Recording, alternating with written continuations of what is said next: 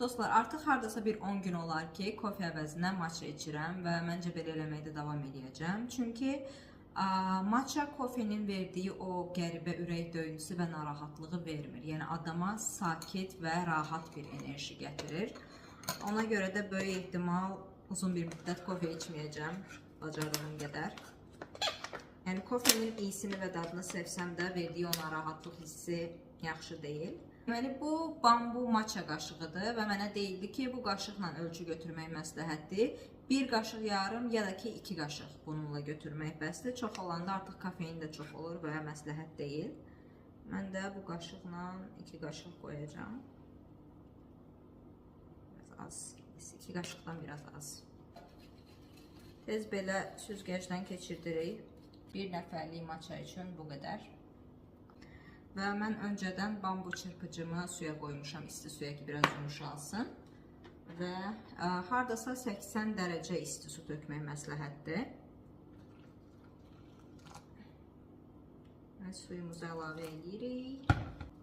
Bunu belə zigzag eləyərək qarışdırırıq. Sanki M hərfi çəkirik qabın içində. Ta ki üstündə köpüklər yaranana qədər.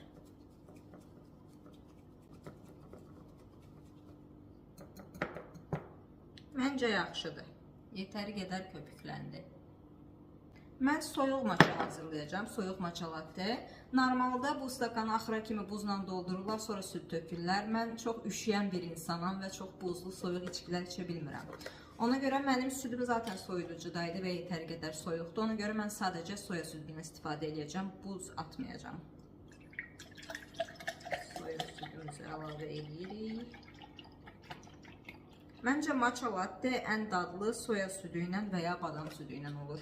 Və mən şirinləşdirmək üçün 2 çay qaşığı ağcaqayın siropu əlavə edəcəm.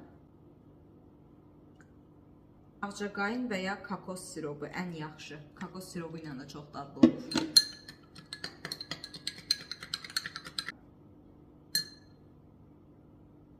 Niyəsə belə əlavə edirdilər, videoda görmüşdüm.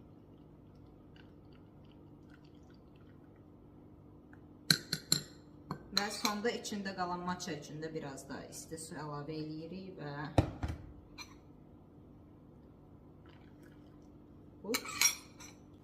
qarışdırırıq. Bir xeyli köpükləndi üstü yəni.